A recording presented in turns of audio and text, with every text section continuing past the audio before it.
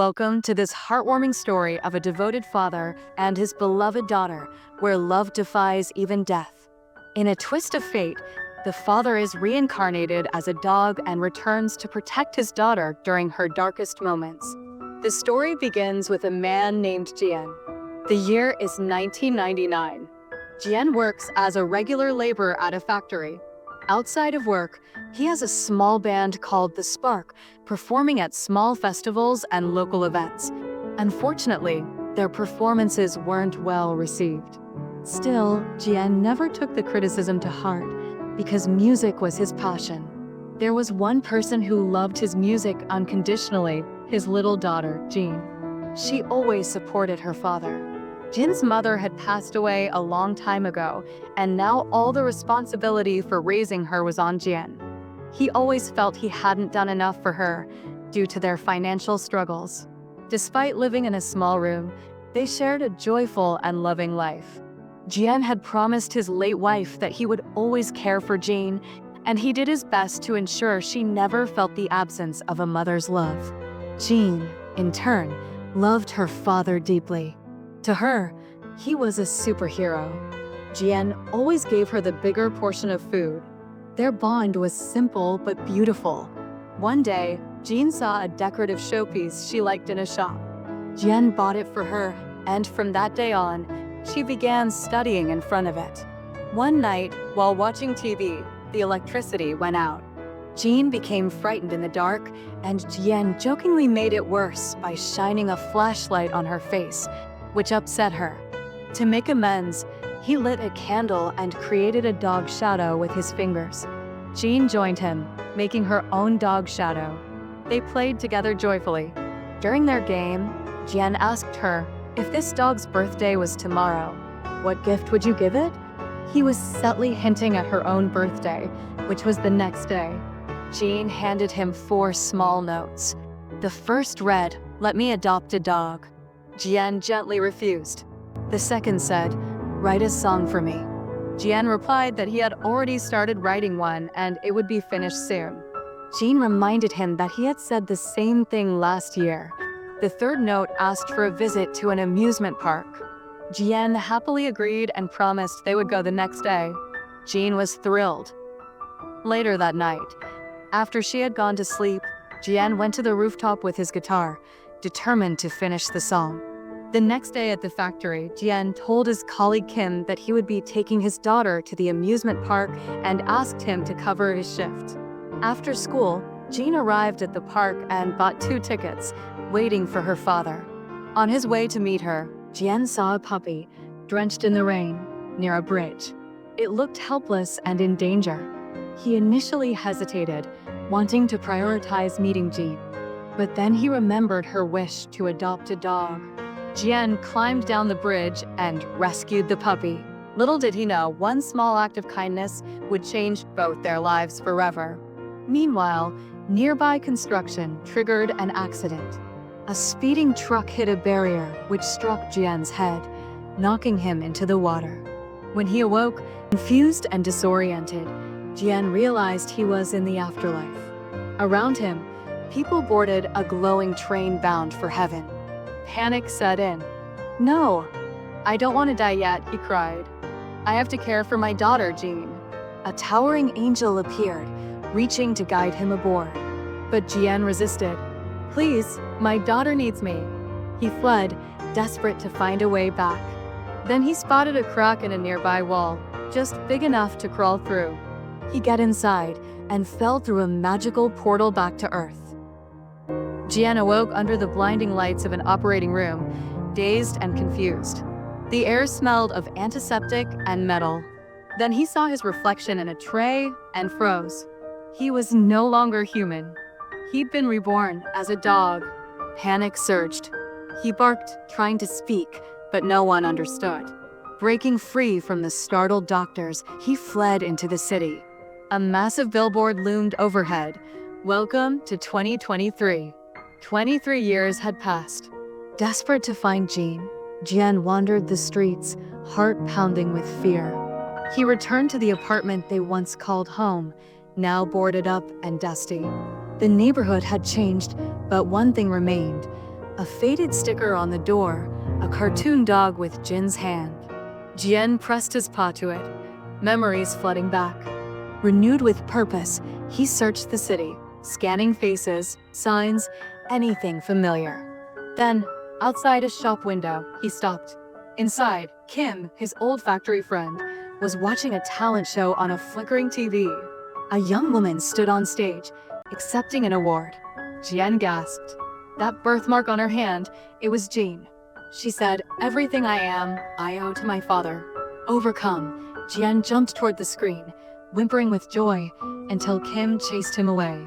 The next day, determined not to leave Jin's side, Jian sneaked into the TV station by hiding in a garbage bin wheeled through the back entrance. Inside, Jean was rehearsing for a high-stakes competition.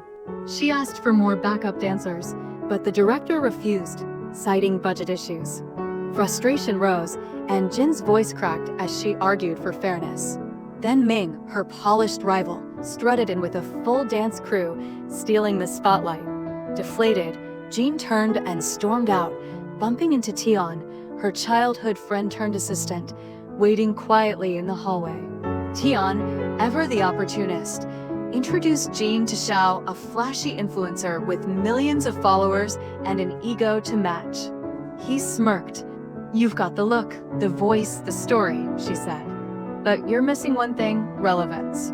No new music in a year."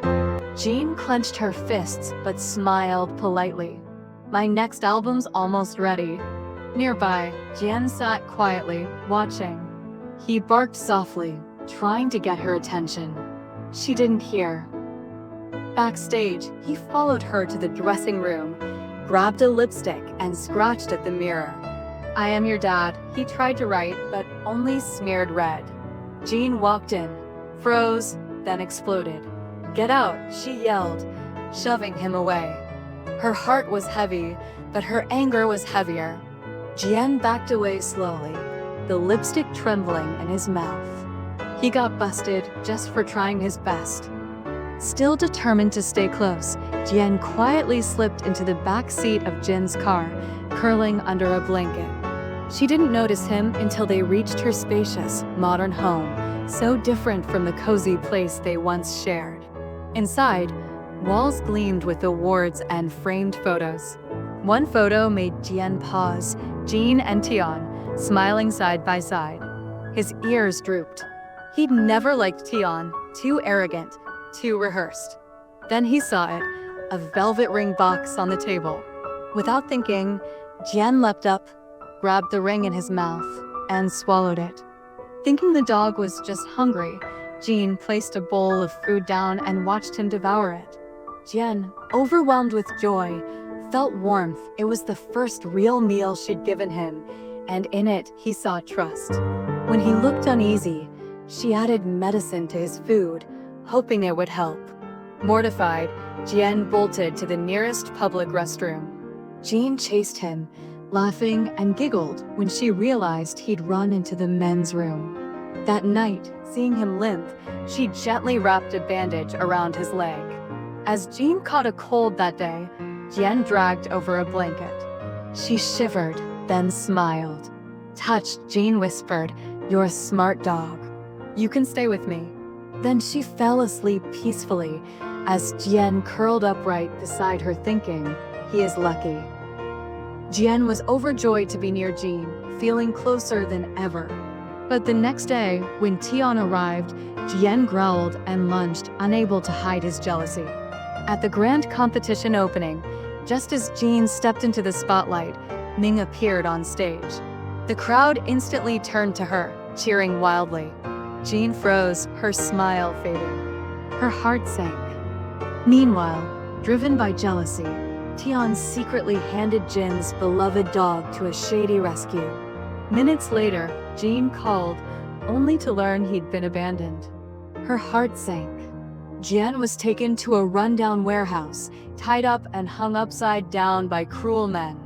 Around him, caged dogs whimpered. Using strength and wit, Jian broke free. As one captor chased him, he climbed a hanger and launched down, kicking the thug into the cages, freeing the others. Just then, Jean arrived. One man trapped Jian under a large metal bowl. Inside, he heard chaos until he realized it was Jean, fearlessly fighting them off. A bystander filmed it all. The video went viral. But Xiao, working with Ming, accused her of staging the rescue for fame. Still, the footage spoke louder than any lie. And finally her life began to change. After that, Jian began living with his daughter once more, this time as her loyal dog companion. After the viral video of Jean rescuing him, her popularity soared. New show offers came in, and she attended major events, with Jian always by her side. The world quickly fell in love with their bond. Their duo became iconic, even surpassing Ming. Jian, full of joy, spent his days happily with Jean. One evening, he retrieved the ring from under the sofa. It had been a playful trick. Amused, he tucked it back into his ear. Meanwhile, Jean confided in Tian, nervous about the upcoming competition. She had no new song and feared losing.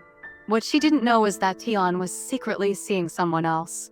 Later, while scrolling through social media, Jean saw Xiao's latest attack, accusing her of lying about her father and calling her fame fake. Crushed, Jean felt alone again. Jian entered her room and found her crying. He tried to comfort her, but all she heard were barks. Frustrated and heartbroken, she locked him in the storage room, not realizing he was the one who understood her pain the most. But Jian couldn't just sit back and do nothing. Determined to help, he squeezed through the small ventilator and escaped the storage room. Outside, he found Jean sitting alone in the courtyard, her face weary and heartbroken. Quietly, he nudged a helmet toward her with his nose, urging her to take a ride. Jean understood. She got on her bike, and as the wind brushed her face, a sense of freedom returned. Still, she didn't know where to go until Jian tapped the left indicator with his paw. She followed his lead, all the way to the amusement park. It was where her life had changed forever. Years ago, she waited there all day for her father, only to return home and see his body taken away in an ambulance. They said he died by suicide, crushed by financial burden. She'd never come back until now. Overwhelmed, she drank heavily. Jian leapt onto a trampoline to cheer her up, and the ring fell from his ear. Seeing it reminded Jean of Tian's betrayal. Though not surprised, she feared being alone. Jian carried the ring to the pond and barked. His presence stirred memories, his laughter, his words. Ignore the haters. Throw away the negativity. Jean smiled faintly, then threw the ring into the pond and screamed, releasing years of pain. She felt lighter, like something inside had finally broken free. They played joyfully after. Jean fell asleep under the stars. Jian watched her quietly, eyes full of love, just like when she was little. And for the first time in years, she slept without a single nightmare. To unwind from rehearsals and media buzz, Jean hosted a small party. The lights were soft, the smiles polite, but everything felt staged. Reporters hovered, asking about her comeback. Jean smiled, but Jian saw the fatigue in her eyes. Suddenly, phones buzzed. Xia had posted a viral accusation. Jean lied. Her father never supported her. A reporter asked if she'd fabricated the story. Jian watched, heart pounding. Jean hesitated, then said flatly, "He broke his promise. He left me when I needed him most." Hearing the backlash, Jian broke down. When he returned home and found Jean missing, panic set in. He searched the streets as rumors spread. People condemned Jean for lying about her father. Then, in a blur, he imagined young Jean in the road, her face full of hurt. Blinded by emotion, he rushed toward her and was struck by a passing vehicle. And then, Jian found himself once more in the stillness of the afterlife. A quiet glow surrounded him as he sat at the edge of an invisible world. Nearby stood the angel he once escaped, now revealed as the god of death, calm and watchful. Jian barked, growled, circled, desperate to return. But the god spoke gently. There is no going back this time. Jian froze. She hates me, he whispered. She doesn't need me. Just send me to heaven. The god raised one hand, and memories flickered to life. Jean at 8, in front of a cake. Please come back, Dad. At 15, holding a guitar. I got it for you. At 20, sobbing. Everyone thinks I'm strong, but I'm so alone. Always ending. I miss you, Dad. Jian wept. She had never stopped loving him. She had just learned to survive.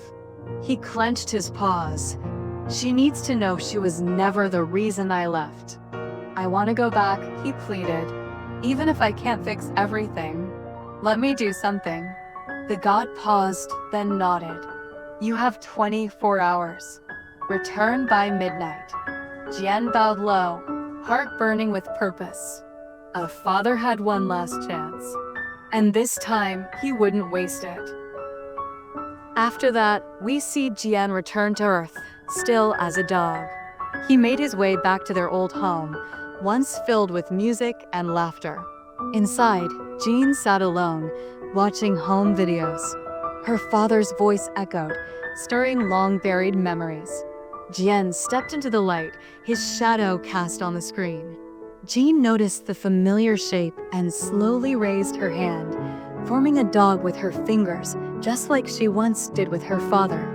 A bittersweet smile appeared. She spoke softly, unaware Jian could hear.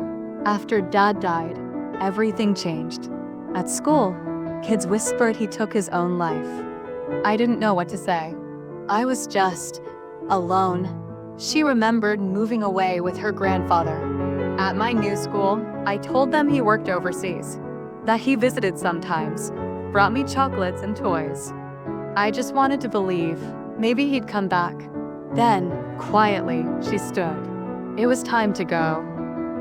As Jean turned to leave, Jian blocked her path. She gently pushed him aside, but he returned with the old living room showpiece and dropped it, shattering it on the stairs. Among the shards were folded papers, her father's handwritten song. A flashback showed Jian, alive and weary, finishing it on the rooftop. Reading it now, Jean froze. Tears welled. He had never given up on her. Afterward, Jean prepared the melody and chose to perform it herself. Reuniting her father's old bandmates, they practiced tirelessly. With pride, Jian watched as she brought the song to life, a tribute to him. He is now happy and honored. The day of the long-awaited competition arrived. Jean rushed to the venue, guitar in hand, heart pounding. As she stepped onto the stage, murmurs rippled through the audience. Some frowned. A few scoffed. No one seemed eager to hear her sing. Doubt crept in. Her hands trembled. Then, from the side of the stage, she saw him, Jian. He mimicked her father's old hand gestures. Jian's eyes widened. That stirred something in her. Her spirit returned. She stepped up, took the mic, and said, I didn't come to compete, I just came to sing a song. She played a childhood video behind her, pointing to a smiling man. This is my father. He wrote this song for me. Then she began to sing, just like Jian once did. The audience, touched, fell silent. Jian watched proudly, seeing himself in her. And Jean found strength, just like her father once did. She ended her performance not with applause, but with hearts moved. That night, to celebrate, Jean brought out a small cake. She smiled and said, if you're really my father, clap my hand. Jian glanced at the clock. His time was almost up. He stayed still, afraid the truth might break her heart. Jean smiled and took a selfie to remember the moment. At night, Jean woke with a restless heart. Something in the air felt different. She quietly stepped onto the rooftop and froze. There, under the moonlight, was Jian. Her father. Cooking? Was it a dream? A vision? but the warmth of the scene made it feel real. Jian looked up and smiled. "Come, sit." Jean sat beside him, still in awe, as he served her a simple, heartfelt meal. They ate quietly, exchanging glances full of unspoken love. Jean whispered, "Everyone loved your song." Then, voice trembling, "Please, don't leave me again." Jian looked down. The moment had come. Instead of goodbye, he said, "Let's play a game. Turn around." No looking back.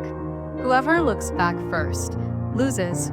She caught on and cried, "I won't play." But Jian gently turned her around. She walked away, tears falling. "You're leaving again, aren't you?" He whispered, "I never left.